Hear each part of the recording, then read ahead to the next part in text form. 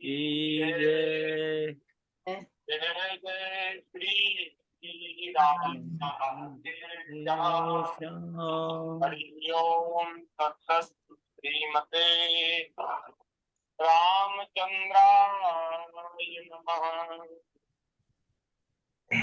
ओम नमः परमहंसाय स्वादित चरण कमल चिन्मकरंदाय भक्त जनमानस निवासाय श्री रामचंद्राय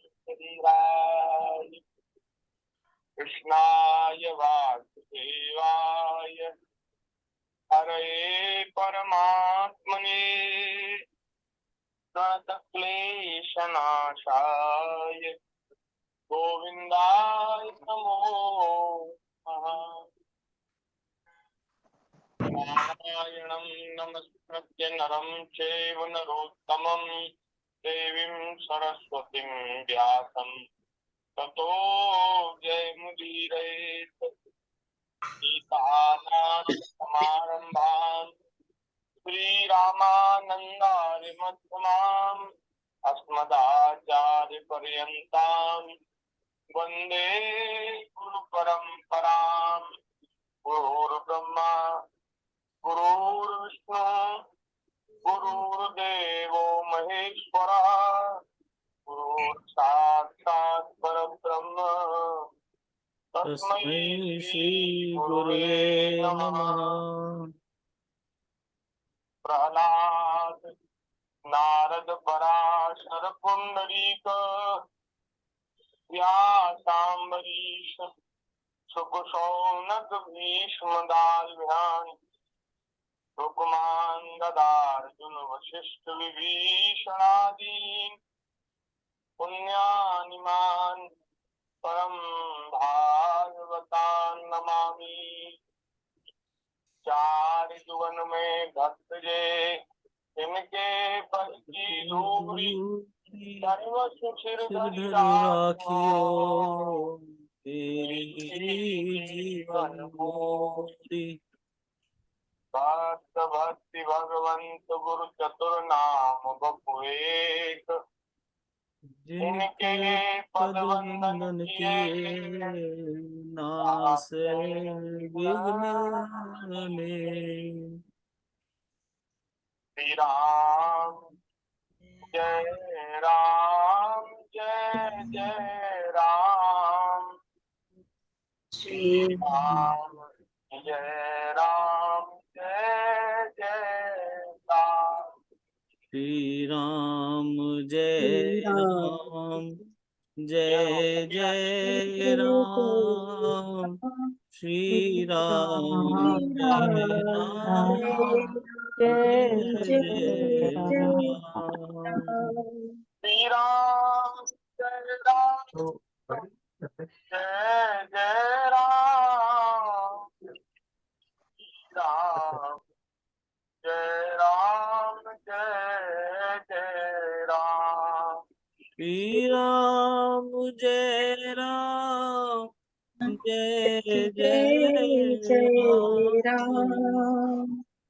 श्री राम जय राम जय जय राम। सीताराम जय सीताराम। सीताराम जय सीताराम। सीताराम जय सीताराम। सीताराम जय सीताराम। समय खोलिए। राधे श्याम जय राम राम। श्याम जय राम राधे श्याम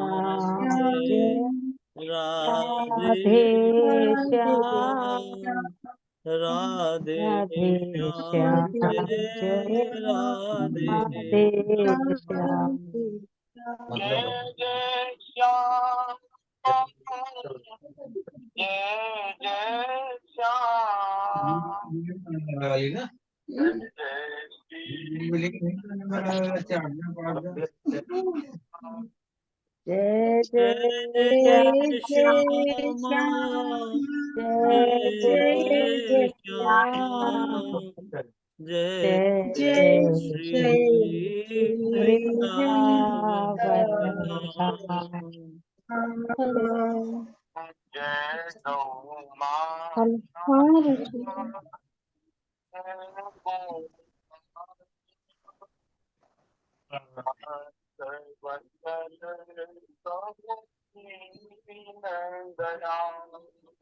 जय जय गो गौ माता जय जय गोपाल जय जय भक्त भक्त वत्सल जय दीन दयाल सुखी हो हे नंदलाल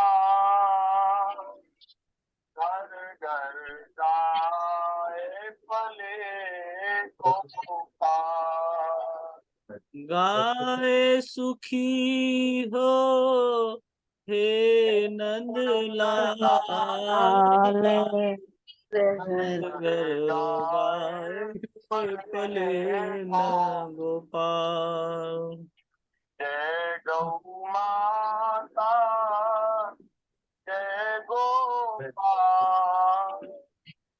भक्त वत्सल प्रभु की गया जय माता जय गोपाल भक्त वत्सल जय दीन दयाल राम जय राम जय जय राम राम जय राम जय जय राम श्री राम जय राम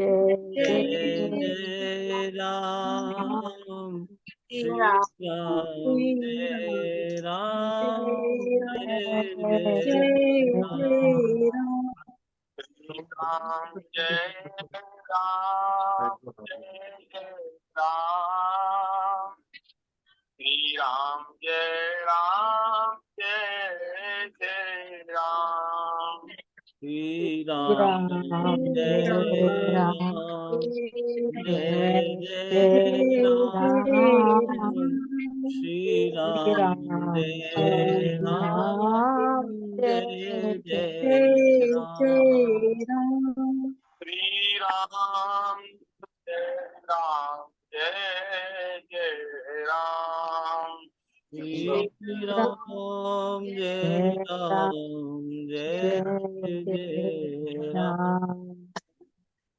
श्री सीता रामचंद्र भगवान की जय श्री वृंदावन बिहारी लाल की जय जय श्री राधा वल्लभ लाल की जय श्री बांके बिहारी लाल की जय चौरासी कोस ब्रजमंडल धाम की जय श्री यमुना महारानी की जय श्रीमद् भागवत महापुराण की जय श्री सुखदेव जी महाराज की जय भगवान श्री वेद व्यास जी महाराज की जय श्री सद्गुरुदेव भगवान की जय सब संतन की जय हरि भक्तन की जय गौ माता की जय जय जय श्री राधे श्याम। जय जय श्री सीताराम। हर हर महादेव। जय। नारायण नारायण नारायण। हरि शरणम।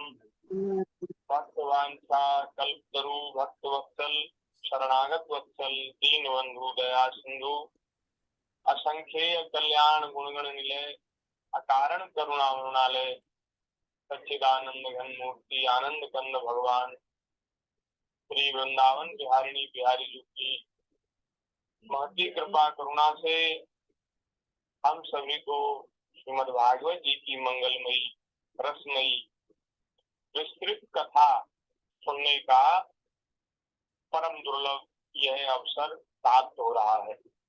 हम सब लोग बड़े भाग्यशाली हैं जो इतने दिनों से नित्य प्रतिदिन नित्य ही भागवत जी की कथा थोड़ी देर ही सही लेकिन हम सब लोग श्रवण करते हैं, जिससे हम सब लोगों का जो समय है वो सार्थक हो जाता है, वाणी पवित्र हो जाती है, कान धन्य हो जाते हैं। ठाकुर जी की बड़ी कृपा है, हम सब लोग बड़े भाग्यशाली हैं। और महाराज कहते कहते लगभग 5-6 महीना हो गया और इन महीनों में हम 1 घंटा आधा घंटा जैसी अनुकूलता होती है ठाकुर जी की दया से उतनी चर्चा होती है। तो 6 स्कंद श्रीमद् भागवत जी के संपन्न हो गए हैं, पूर्ण हो गए हैं और आज 7वें स्कंद की कथा हम प्रारंभ कर रहे हैं जी। तो ऐसे अवसर पर श्रीमद् भागवत जी के चरणों में जो साक्षात भगवान श्री कृष्ण का वांगमय स्वरूप है, ऐसी श्रीमद् भागवत जी को प्रणाम करते हैं। भगवान श्री राधा कृष्ण चंद्र जी के युगल चरणार बिंदों में हम सब प्रणाम करते हुए उनकी शरणागति ग्रहण करते हुए हम सब लोग यही प्रार्थना करते हैं कि भागवत जी की जो कथा चल रही है ये हम लोग पूरी सुने, निर्भरता पूर्वक ये कथा पूरी हो, हम सब लोग श्रवण करें और आगे भी भगवान की दया से भगवान की और भगवान के प्राण प्यारे भक्तों की संतों की जो मंगलमयी कथाएं हैं ये सब हम लोग श्रवण करते रहें। ऐसी प्रार्थना करते हुए आज हम 7वें स्कंद में प्रारंभ कर रहे हैं। बोलिए भक्त वत्सल भगवान की जय। ओम नमो भगवते वासुदेवाय। श्रीमद् भागवत महापुराण 7वां स्कंद अथ प्रथमो अध्याय। पहला अध्याय। पहले अध्याय में श्री राजा परीक्षित जी महाराज श्री सुखदेव जी से एक बड़ा सुंदर प्रश्न पूछ रहे हैं, जिस प्रश्न का सुखदेव जी ने आदर किया है, बहुत उसका आदर किया है और बड़े आनंद से फिर उसका समाधान किया है। तो वह प्रश्न क्या है? तो यहाँ श्री परीक्षित जी महाराज पूछ रहे हैं, समः प्रिय सुहृद ब्रह्मन् भूतानां भगवान स्वयं इंद्रियस्यार्थे कथं दैत्यान् वधी तमो यथा। राजा परीक्षित जी ने पूछा, भगवान श्री हरि तो स्वभाव से ही भेद भाव से रहित हैं, उनमें भेद नहीं है, वे सम हैं, समस्त प्राणियों के प्रिय हैं और सुहृद हैं। सारी सृष्टि भगवान के द्वारा ही बनाई हुई है और भगवान सबको बराबर प्यार करते हैं। अखिल विश्व यह मोर उपाया, सब पर मोर बराबर दाया है। भगवान सब पर बराबर दया करते, बराबर प्रेम। अच्छा, कौन पुण्यात्मा है कौन पापात्मा, ये बात जो है भगवान के ख्याल में नहीं आती, ठाकुर जी के मन में नहीं आती जी। क्योंकि भगवान तो समस्त प्राणी के अधीश्वर है, समस्त सृष्टि के स्वामी हैं। उनका ना कोई अपना है ना कोई पराया है। भगवान सबको अपना मानते हैं, सब भगवान के लिए एक जैसे। तो महाराज ध्यान दीजिए, जी। ऐसी स्थिति में यदि कोई ये कहता है कि मेरे ऊपर तो भगवान की दया नहीं, भगवान की कृपा नहीं, और जो कहता है कि भगवान ने मेरे साथ बुरा कर दिया, वह तो महाराज बड़ा अपराधी है। वो ठाकुर जी की कृपा करुणा का, भगवान के उपकारों का वह स्मरण नहीं करता, और वह महाराज भगवान के उपकार को याद नहीं करता कि भगवान ने मेरे ऊपर कैसी कैसी कृपा की है। तो इसलिए वह कृतज्ञ है, कृतज्ञ। जो उपकार को न माने उसको कृतज्ञ कहते हैं, और कृतज्ञ होना ये बड़ा भारी पाप है।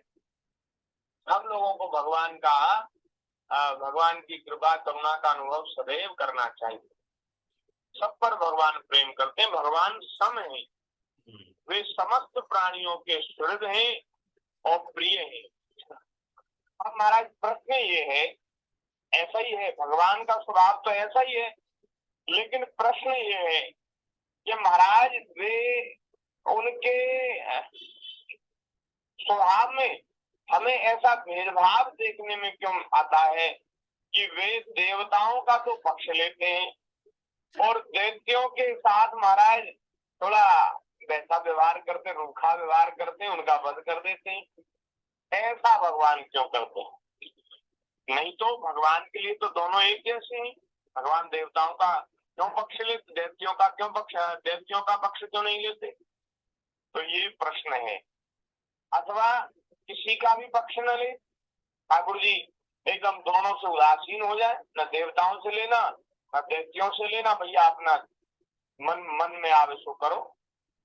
लेकिन जगह जगह हम सुनते हैं ना कथा कि भगवान ने देवताओं की पुकार सुनी, फिर दैत्यों को महाराज भगवान ने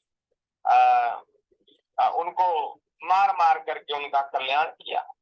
इस प्रकार से परीक्षित जी के मन में प्रश्न उठा, और ये प्रश्न परीक्षित जी का नहीं है, ये प्रश्न हम सभी लोगों का है।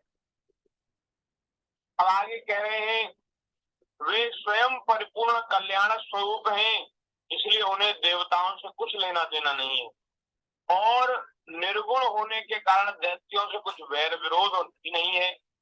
भगवत प्रेम के सौभाग्य से संपन्न महात्मन, हमारे चित्त में भगवान के समत्व आदि गुणों के संबंध में बड़ा भारी संदेह हो रहा है। भगवान सम है, लेकिन यह जो गुण है वो हमें दिखाई क्यों नहीं देता, अनुभव में क्यों नहीं आता? आप कृपा करके हमारे संदेह को मिटा दीजिए। श्री सुखदेव जी ने कहा, साधु पृष्ठम महाराज हरे चरित मद्भुतम यद भागवत महात्म्यम भगवत भक्ति वर्धनम। सुखदेव जी ने कहा, महाराज भगवान के अद्भुत चरित्र के संबंध में तुमने बड़ा सुंदर प्रश्न किया है, क्योंकि ऐसे प्रसंग प्रहलाद आदि भक्तों की महिमा से परिपूर्ण होते हैं, जिनके श्रवण से भगवान की भक्ति बढ़ जाती है। ऐसा जो आपने प्रश्न किया है ना, तो इस प्रश्न के उत्तर में मुझे भक्तों की कथा सुनानी पड़ेगी, और भक्तों की कथा सुनने से, हाँ भक्तमाल की कथा सुनने से, भक्तों की कथा सुनने से भगवान में भक्ति बढ़ती है जी। ऐसा श्री सुखदेव जी महाराज कह रहे हैं। और हमने संतों के मुख से भी सुना है कि देखो, हमारे हृदयों में भगवत भक्ति की प्रतिष्ठा करने वाली है भगवान की कथा। हृदय में भक्ति का बीज बो देती है भगवान की कथा जी। लेकिन उस बीज को फिर महाराज हरा भरा करने का काम, उसको पुष्पित पल्लवित करने का काम उसको बड़ा सघन वृक्ष बनाने का काम, वो भक्ति का जो पौधा है उसको बहुत सघन बड़ा भारी वृक्ष बनाने का काम भक्तों की कथा करती, भक्तमाल की कथा करती है। इसलिए इसलिए बिना भक्तमाल भक्ति रूप अति दूर है।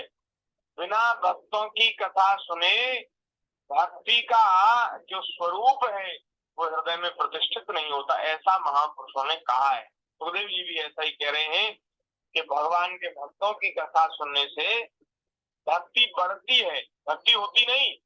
भक्ति तो होती है भगवान की कथा सुनने से, और भक्तों की कथा सुनने से भक्ति बढ़ती है।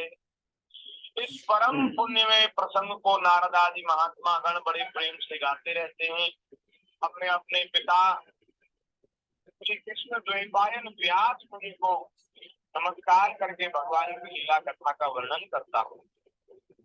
अब सुखदेव जी कह रहे हैं कि भैया वास्तव में भगवान निर्गुण है। ये जो प्रकृति के जो गुण है ना, सत्तम, इन तीनों गुणों से परे है भगवान। भगवान निर्गुण है और महाराज भगवान अजन्मा है, अव्यक्त है, प्रकृति से परे है। ऐसा होने पर भी अपनी माया के गुणों को स्वीकार करके वे मरने और मारने वाले दोनों के परस्पर विरोधी रूपों को ग्रहण करते हैं। सत्वगुण, रजोगुण, तमोगुण ये प्रकृति के गुण हैं, ये परमात्मा में नहीं होते। परीक्षित, इन तीनों गुणों की भी एक साथ ही घटती बढ़ती नहीं होती। भगवान समय समय के अनुसार गुणों को स्वीकार करते हैं, और जब भगवान जिस गुण को स्वीकार करते हैं ना, उस समय फिर उसी की वृद्धि करते हैं। ध्यान दीजिए, जब भगवान को सत्वगुण की वृद्धि करनी होती है तो उस समय भगवान देवता और ऋषियों का उद्धार करते हैं, उनकी उन्नति करते हैं, फिर दैत्यों को मारते हैं। और जब रजोगुण की वृद्धि होती है महाराज, तो दैत्यों को, और तमोगुण की वृद्धि के समय वे यक्ष और राक्षसों को अपनाते हैं और उनका अभ्युदय करते हैं। बात समझ में आई? जब भगवान को रजोगुण और तमोगुण की वृद्धि करनी होती है तो उस समय भगवान दैत्यों का साथ भी देते हैं। नहीं तो बताओ, इतनी शक्ति है दैत्यों में कि वो देवताओं के ऊपर विजय प्राप्त कर जाए? कहाँ तो देवता परम शक्तिशाली और अमृत पिए हुए स्वर्ग के देवता अमृत पी करके अमर हो गए, उनका बल भारत दैत्यों से बहुत ज्यादा है। लेकिन फिर भी आपने सुना होगा कथाओं में कि दैत्यों ने देवताओं को खदेड़ दिया स्वर्ग से। तो ये ऐसा क्यों होता है? ऐसा इसलिए होता है कि उस समय भगवान तमोगुण की वृद्धि कर रहे होते हैं, रजोगुण की वृद्धि कर रहे होते हैं। इस समय वर्तमान युग में आप देखते हैं कि जो दुष्ट दुराचारी जो लोग हैं, जो असुर प्रवृत्ति के हैं, दैत्य स्वभाव के हैं, उनकी वृद्धि हो रही। क्यों उनकी वृद्धि क्यों हो रही है? क्योंकि इस समय कलयुग का समय है, और ये जो कलयुग का समय है ये इसमें सतोगुण की घटती होती है। सतोगुण घटता है, लोगों में तमोगुण की वृद्धि होती है, रजोगुण की वृद्धि होती है, और तमोगुण की वृद्धि के समय जो दुष्ट प्रकृति के लोग हैं उनकी बढ़ती होती है। तो इसका मतलब ये नहीं कि भैया आप तो भजन ध्यान कथा कीर्तन सब छोड़ करके अब तो तमोगुण को स्वीकार कर लेंगे क्योंकि उन्हीं की बढ़ती हो रही है। देखो, तमोगुणी जो जीव होते हैं उनका ऐसा लगता है संसार में कि उनका लौकिक बड़ा अभ्युत्थान हो रहा है, उनकी लौकिक बड़ी उन्नति हो रही है। लेकिन हमारे यहाँ लौकिक उन्नति को उन्नति नहीं माना गया है। हमारे धर्म ग्रंथों में जो आध्यात्मिक उन्नति है उसको वास्तविक अभ्युदय माना गया, वास्तविक उन्नति माना गया जी। क्योंकि लौकिक जो उन्नति है वो सदैव नहीं रहेगी, आज है कल नहीं है, और पाप का फल अवश्य भोगना पड़ता है। अवश्य में वो भोक्तव्यम कृतम कर्म शुभाशुभम। तो जो तमोगुण का आश्रय लेकर के मनमाना आचरण करते हैं, पाप करते हैं, उनको उसका फल अवश्य भोगना पड़ेगा, अवश्य। हम्म, इसमें कोई छूट नहीं है। जी तो जो लोग दुष्ट हैं, पापों में लगे हैं, अधर्म कर रहे हैं, उनको उसका फल भोगना पड़ेगा।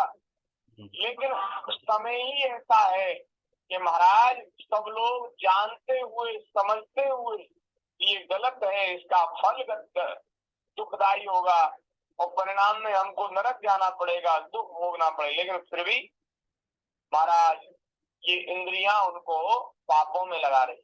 जी तो अब महाराज हमने किसी से ऐसा प्रश्न सुना था, और ये प्रश्न लोग नास्तिक लोग करते हैं जो भगवान में श्रद्धा नहीं करते। ऐसे लोग ये प्रश्न करते हैं कि अरे अगर भगवान होते हैं, भगवान हैं, तो मुसलमानों का शासन मुगल कालीन युग में जब भारत में हुआ तो हिंदुओं के ऊपर धार्मिक प्रवृत्ति के जो लोग थे उनके ऊपर कितने अत्याचार हुए, सती साध्वी माता बहनों के ऊपर कितने अत्याचार हुए, भगवान ने उनको रोका क्यों नहीं? ऐसा प्रश्न मैंने कहीं सुना है। जी तो मेरे मन में यही बात आई कि वो प्रश्न तो किसी और से किया गया था, मैं तो बस सुनने वाला था। तो मेरे मन में तो यही बात आई कि इस समय कलयुग है और तमोगुण की वृद्धि हो रही है। तो जो तमोगुणी रजोगुणी जो प्रवृत्ति के दुष्ट दुराचारी लोग हैं उनकी बढ़ती हुई अत्याचार हो रहे हैं। और जैसे रात्रि के बाद सवेरा होता है? अंधकार के बाद जब सूर्य नारायण भगवान पूर्व दिशा में प्रकट होते हैं, सब अंधकार नष्ट हो जाता है। ऐसे ही थोड़ा धैर्य रखने के बाद फिर महाराज ये दुष्ट दुराचारी जो जीव हैं, पापाचारी जो जीव हैं, वो सब नष्ट हो जाते हैं और धर्म की जय होती है, अधर्म का नाश होता है और सर्वत्र महाराज आनंद का वातावरण छाता है। और देखो ऐसा ही हुआ। कैसे कैसे अत्याचार इस भारत की भूमि ने सहन किए। हमारा धर्म, हमारी संस्कृति, ये महाराज ये कमजोर संस्कृति नहीं है, ये बड़ी धैर्यवान, बड़ी बलवान और बड़ी सामर्थ्यवान संस्कृति है। हम लोगों के पूर्वजों ने कितने कितने अत्याचार सहन किए, लेकिन फिर भी अपने धर्म को सुरक्षित रखा, अपनी संस्कृति को सुरक्षित रखा और आज पुनः हमारा देश सीना तान करके पूरे विश्व में खड़ा है। कहीं कुछ बिगड़ा? धर्म की जय हुई, अधर्म का नाश हुआ। अधर्म करने वाले जो लोग थे वो सब मिट गए, नष्ट हो गए। और हम लोगों का जो पूरे देश में महाराज इस समय गौरव बढ़ा हुआ है, ठाकुर जी की दया, भगवान की कृपा से। तो ये होता है, भगवान समय समय पर कभी देवताओं का साथ देते हैं, कभी दैत्यों का साथ देते हैं, कभी यक्ष राक्षसों का साथ देते हैं, क्योंकि भगवान तो तीनों गुणों से परे हैं, निर्गुण हैं। तो उनमें ऐसा कुछ नहीं है कि केवल देवताओं का ही वो करें, अभ्युत्थान करें। तो समय समय पर वे सबका वो होता है। ऐसा कहते हैं ना, समय तो सबका आता है, तो भैया समय सबका आता है। तो ये बात, जैसे व्यापक अग्नि काष्ठ आदि भिन्न भिन्न आश्रयों में रहने पर भी उनसे अलग नहीं जान पड़ती, परंतु मंथन करने पर वह प्रकट हो जाती। लकड़ी में अग्नि होती है, लेकिन जब लकड़ी में हम अग्नि प्रज्वलित करते हैं तो वो प्रकट हो जाती। वैसे ही परमात्मा सभी शरीरों में अलग नहीं है, परंतु विचारशील पुरुष हृदय मंथन करके उनके अतिरिक्त सभी वस्तुओं का बाध करके अंततः अपने हृदय में ही अंतर्यामी रूप से उन्हें प्राप्त कर लेते हैं। जब परमेश्वर अपने लिए शरीरों का निर्माण करना चाहते हैं तब अपनी माया से रजोगुण की अलग सृष्टि करते हैं। जब वे विचित्र योनियों में रमण करना चाहते हैं तो सत्वगुण की सृष्टि करते हैं, और जब वे शयन करना चाहते हैं तब तमोगुण को बढ़ा देते हैं। ये जो कलयुग है ना, इसके बाद प्रलय होती है, और प्रलय में क्या होता है कि भगवान सारा अपना प्रपंच समेट करके और ठाकुर जी फिर चदरा ओढ़ करके सो जाते हैं। जैसे बालक जाते हैं खेलने तो मिट्टी के घर बनाते हैं और चलते समय सारा मिट्टी का वो जो उनका जो महल है वो सब तोड़ फोड़ देते हैं, एक सा कर देते हैं और फिर आते हैं घर। तो ऐसे ही ये जो समय है ये भगवान के शयन का समय हो रहा है। तो ये सारी सृष्टि अब समेटने में लगे ठाकुर जी। तो अब देखो धीरे धीरे सारी सृष्टि प्रलय की ओर जा रही है। अभी हम चर्चा कर रहे थे कि प्रदूषण इतना बड़ा हुआ है बताओ जी। ये सब सुख सुविधा महाराज भरी रह जाएगी। जब आदमी सांस लेने के योग्य नहीं रहेगा तो क्या होगा?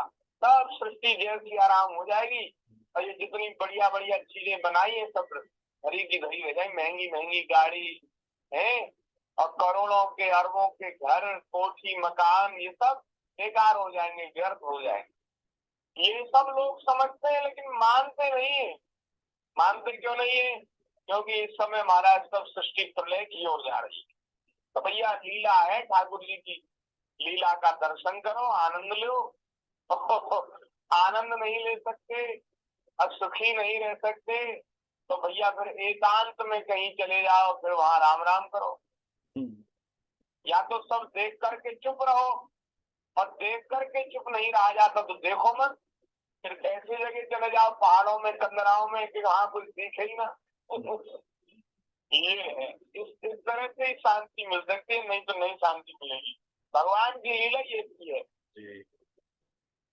जब महाराज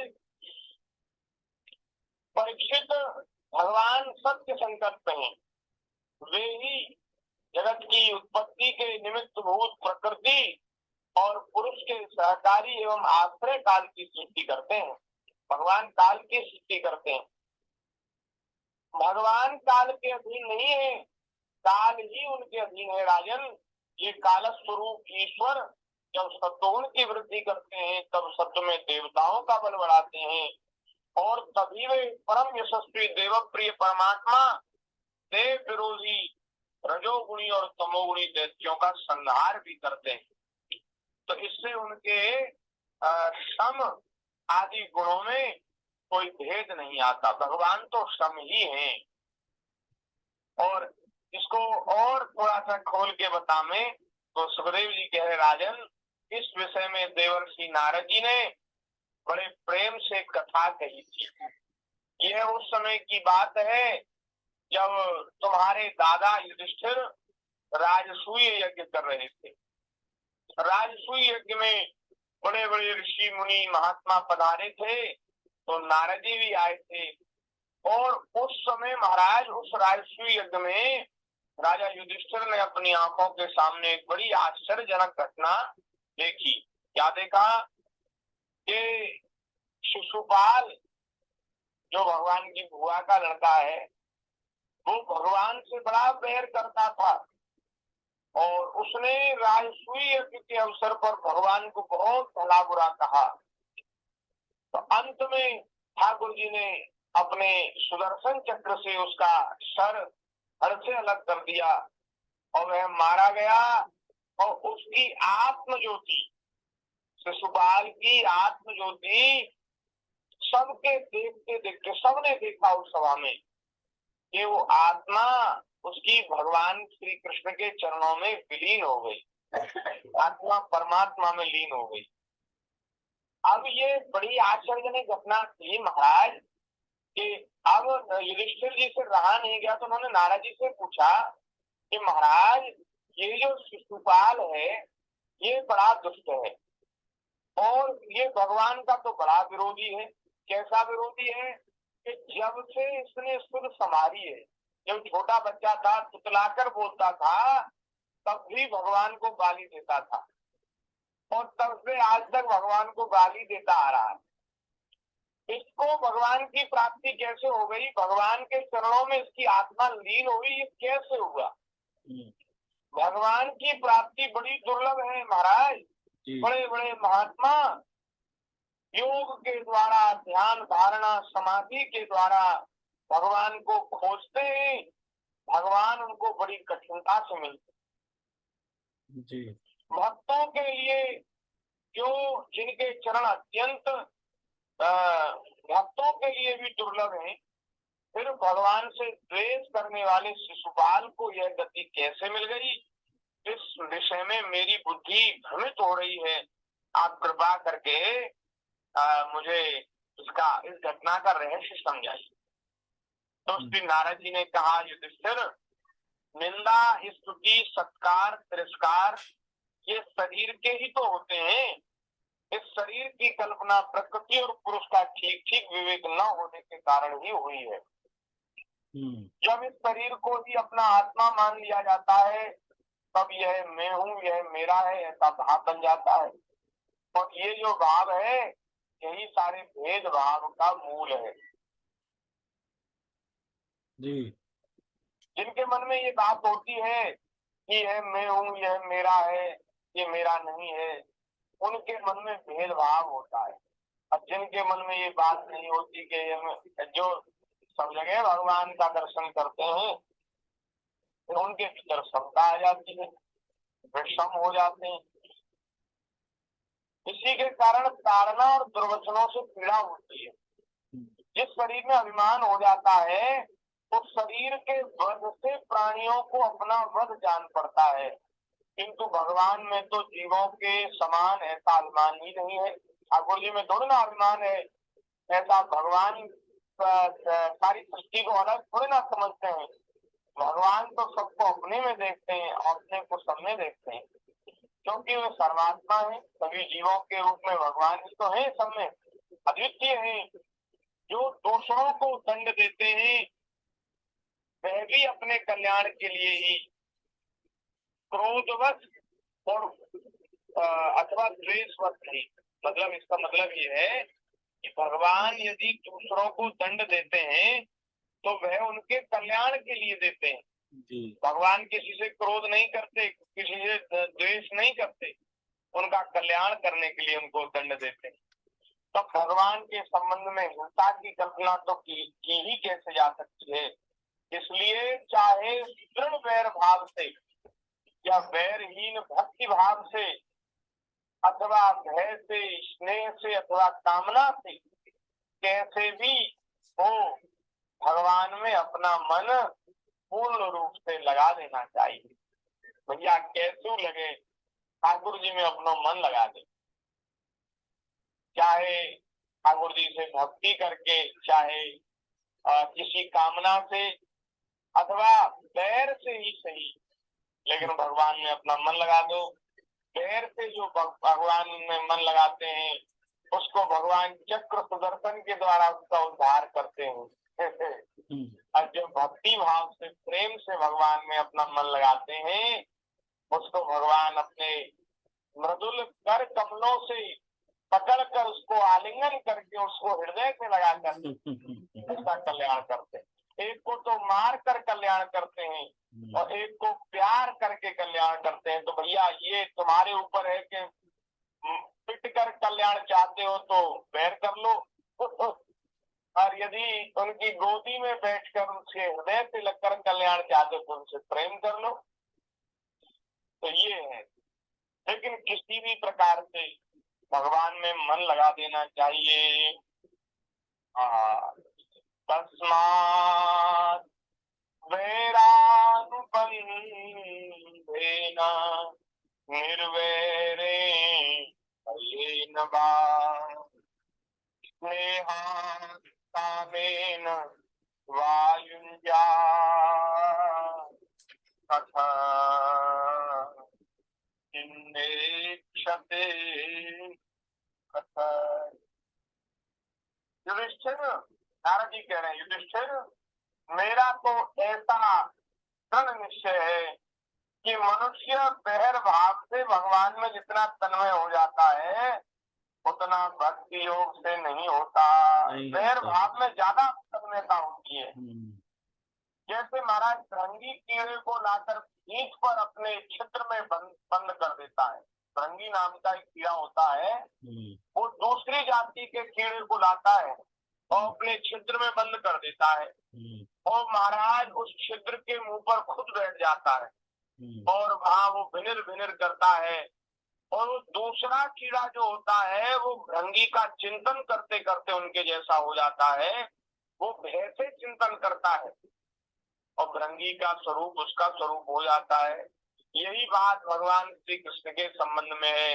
लीला के द्वारा मनुष्य मालूम पड़ते हुए ये सर्वशक्तिमान भगवान ही तो है, इनसे वैर करने वाले भी इनका चिंतन करते करते पाप रहित होकर इन्हीं को प्राप्त हो गए। जिन्होंने इनसे वैर किया वे भी तर गए, जिन्होंने इनसे प्यार किया वे भी तर गए। अरे एक नहीं अनेकों मनुष्य कोई कामना से, कोई द्वेष से, कोई भय से, कोई स्नेह से अपने मन को भगवान में लगाकर एवं अपने सारे पाप धोकर उनके पाप भी नष्ट हो गए और उसी प्रकार भगवान को प्राप्त हुए हैं। जैसे भक्त भक्ति करके भगवान को प्राप्त हो जाते हैं। बोले कोई उदाहरण है महाराज? बोले हाँ उदाहरण है। तो महाराज गोपियों ने भगवान से मिलन की तीव्र इच्छा से, काम से भगवान का स्मरण किया। कंस ने भय से भगवान का भजन किया। कंस को बड़ा भय था कि देवकी का 8वां पुत्र मुझे मार देगा, देवकी का 8वां पुत्र मुझे उसको रात दिन भय लगा रहता था। निरंतर भगवान कृष्ण का चिंतन करता था और उसको अंत में भगवान के चरणों की सन्निधि मिल गई। शिशुपाल दंतवक्त आदि राजाओं ने द्वेष से भगवान को भजा। यदुवंशियों के नए परिवार के संबंध से, स्नेह से भगवान को भजा। वो अपना परिवारी मानते थे और तुम लोगों ने स्नेह से और हम लोगों ने भक्ति से अपने मन को भगवान में लगाया है। और महाराज सारांश यह है कि चाहे जैसे हो अपना मन भगवान में लगा देना चाहिए। तस्मात् केनापि पायेन मनः कृष्णे निवेशये। किसी भी प्रकार से हो मन को कृष्ण में लगा दो। महाराज फिर तुम्हारे मौसेरे भाई शिशुपाल, युधिष्ठिर जी से कह रहे हैं, आपके मौसेरे भाई शिशुपाल और दंतवक्त्र दोनों ही विष्णु भगवान के मुख्य पार्षद हैं। ये शिशुपाल और दंतवक्त्र कोई और नहीं है, ये भगवान के नित्य वैकुंठ धाम में इनको द्वारपाल की सेवा मिली है।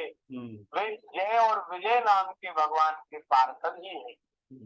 इनको सनकादि ऋषियों ने साथ दिया था और साथ के कारण ये अपने पद से च्युत हो गए, गिर गए और यहाँ पृथ्वी पर आकर के इन्होंने जन्म लिया। ये आसुरी भाव को प्राप्त हुए। ब्राह्मणों ने ऐसा साथ दिया था कि तुम 3 जन्मों तक असुर बनोगे। असुरों का काम क्या है? असुरों का काम है अधर्म की स्थापना है। जो धर्म की स्थापना करे वो तो देवता, और जो अधर्म की स्थापना करे, अत्याचार करे, भगवान से विरोध करे वह असुर है। जो भगवान की भक्ति करे वो देवता है, मनुष्य है, और जो भगवान से वैर करे वो असुर है। अब देख लो संसार में जो भगवान की भक्ति करते हैं वो तो मनुष्य हैं और जो भगवान से विरोध करते हैं, वेद आदि शास्त्रों से, ग्रंथों से विरोध करते हैं, सनातन धर्म से, सनातन संस्कृति से विरोध करते हैं, वे मनुष्य नहीं है, ये तो असुर ही है। ठाकुर जी ने उनको भेजा लीला करने के लिए, करो लीला, तो वो असुर वाली एक्टिंग कर रहे हैं। तो इस प्रकार से महाराज ये दोनों पहले भगवान के पार्षद ही थे। राजा युधिष्ठिर जी ने कहा, नारद जी भगवान के पार्षदों को महाराज शाप लग गया, और वह शाप क्यों दिया गया और क्या ऐसा अपराध किया था? भगवान के अनन्य प्रेमी जो वैकुंठ में पहुंच गए, वहां से भी उनको गिरना पड़ा जन्म मृत्यु में संसार में। ये महाराज ये बात विश्वास करने योग्य नहीं है, ये अविश्वसनीय बात है। क्योंकि वैकुंठ में एक बार जो पहुंच जाते हैं उनको फिर जन्म मृत्यु के चक्कर में नहीं पड़ना पड़ता। तो अब उनको क्यों दोबारा आना पड़ा? तो उन्होंने राजा युधिष्ठिर जी ने प्रश्न किया है। तो नारद जी ने कहा कि भैया एक दिन सनकादि ऋषि गए भगवान का दर्शन करने की इच्छा से, द्वारपालों ने उनको रोक दिया। और रोक दिया इसलिए रोक दिया कि भगवान की आज्ञा थी भैया इस समय कोई भीतर ना आवे, हम थोड़ा लक्ष्मी जी के साथ थे भगवान नारायण, तो भगवान मंत्रणा कर रहे थे, विचार कर रहे थे, तो कोई भीतर ना आवे। लेकिन ये बात सनकादि ऋषियों के लिए तो नहीं थी, ये तो सर्व सामान्य जो लोग हैं उनके लिए थी। लोग कहा वहां तो भगवान के सब पार्षद है भगवान के धाम में, लेकिन सनकादि ऋषि तो भगवान के ही स्वरूप हैं, उनके लिए बात नहीं थी। लेकिन जय और विजय ने उनको रोक दिया। सनकादि ऋषियों को थोड़ा क्रोध आया, उन्होंने शाप दिया असुर योनि में चले जाओ।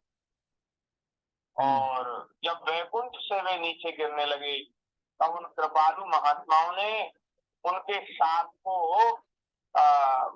साप का मार्जन थोड़ा किया कि चलो कोई बात नहीं, ज्यादा समय तक भगवान से दूर नहीं रहोगे, 3 जन्मों के बाद तुम पुनः वैकुंठ में आ जाओगे, भगवान की चरण सन्निधि प्राप्त करो।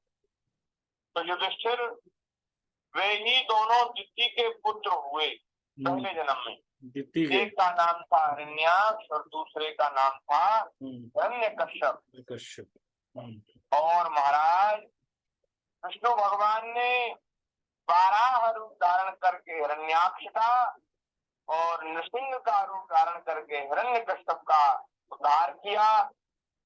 हिरण्यकश्यप ने अपने पुत्र प्रहलाद को भगवत प्रेमी होने के कारण भगवान से प्रेम करता था, इसलिए उसको मार डालना चाहा। इसके लिए उसने बहुत सी यातनाएं दी, परंतु प्रहलाद सर्वात्मा भगवान के परम प्रिय हो चुके थे, समदर्शी हो चुके, सब जगह भगवान का दर्शन करते थे। उनके हृदय में अटल शांति थी, ऐसी शांति थी जो कभी नष्ट न हो, निरंतर हृदय में शांति बनी रहे। भगवान के प्रभाव से वे सुरक्षित थे, इसलिए तरह तरह की चेष्टा करने पर भी हिरण्यकश्यप उनको मार डालने में समर्थ नहीं हुआ। और फिर दूसरे जन्म में वे ही विश्रवा मुनि के द्वारा केसनी के गर्भ से राक्षसों के रूप में पैदा हुए, उनका नाम था रावण और कुंभकर्ण। ये विश्रवा मुनि के पुत्र थे। और उस समय भगवान श्री राम जी ने उनका उद्धार किया। और आगे 9वें स्कंद में भगवान का चरित्र थोड़ा सा हम श्रवण करेंगे संक्षिप्त में ही। वे ही दोनों जय विजय इस जन्म में तुम्हारी मौसी के लड़के शिशुपाल और दंतवक्त्र के रूप में क्षत्रिय कुल में उत्पन्न हुए थे। भगवान श्री कृष्ण के चक्र का स्पर्श प्राप्त हो जाने से उनके सारे पाप नष्ट हो गए और वे सनकादि के साथ से मुक्त हो गए। और इस बार उनका तीसरा जन्म था, इसलिए वे पुनः भगवान श्री नारायण के धाम में पहुंच गए, भगवान को प्राप्त कर गए।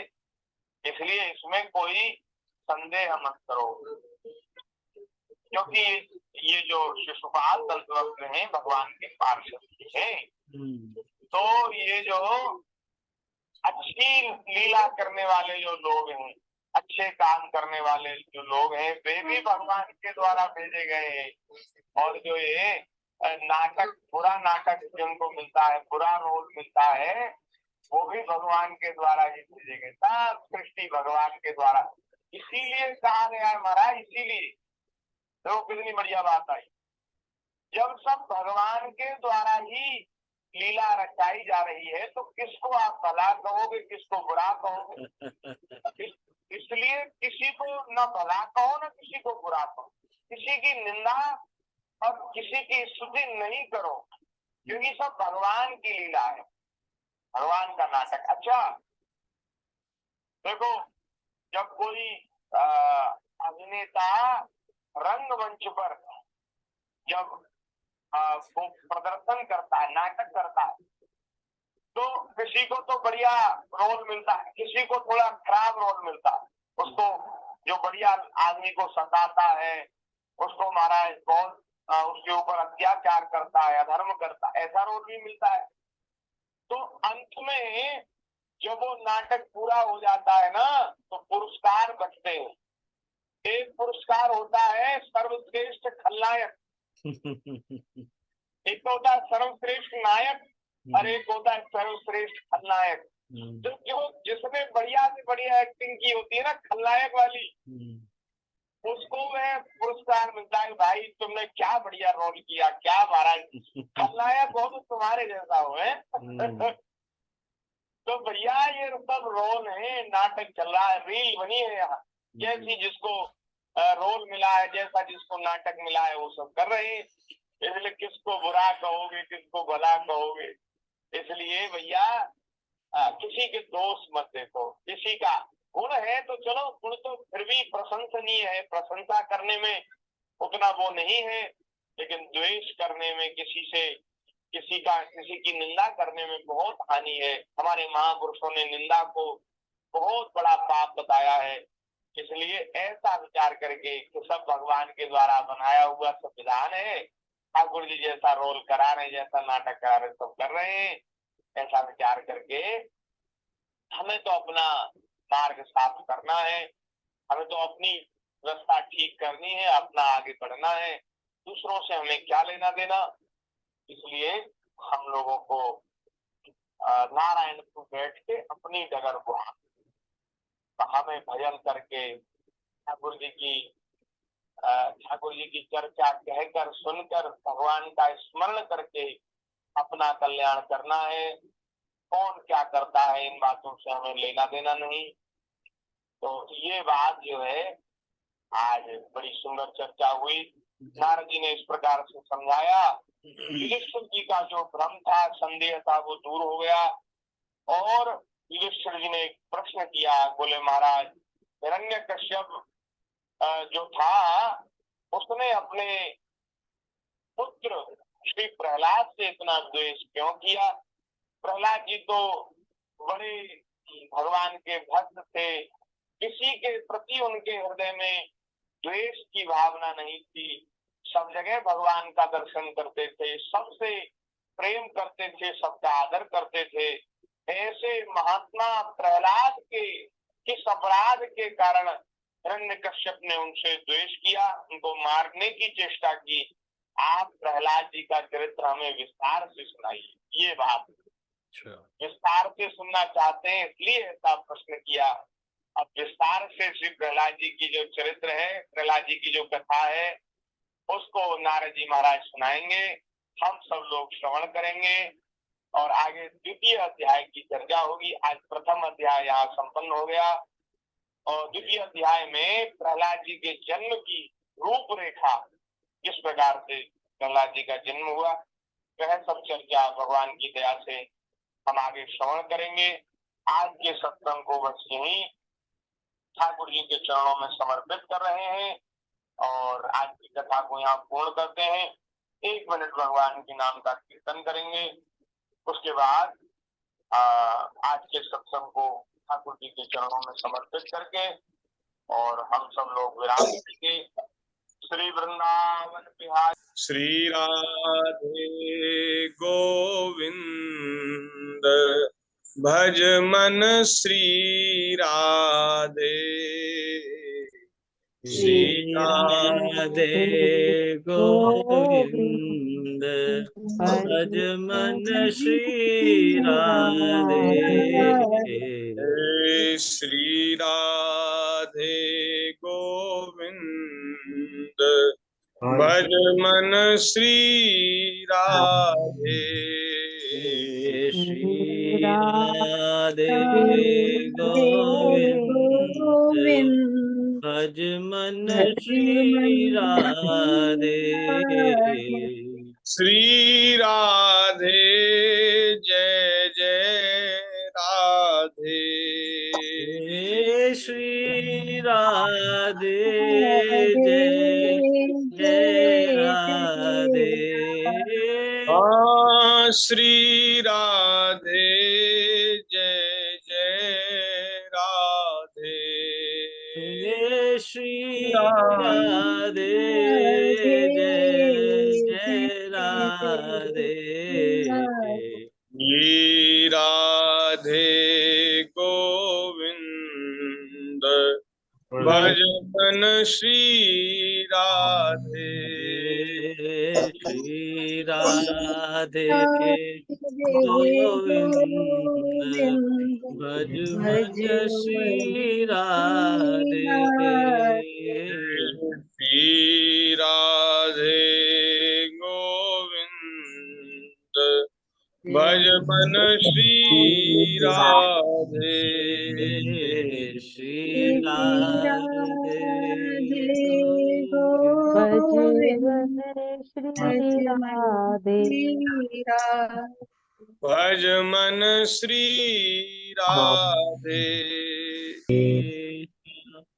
बोलिए संत श्री राधा कृष्ण दास महाराज की जय। जय हो जय हो।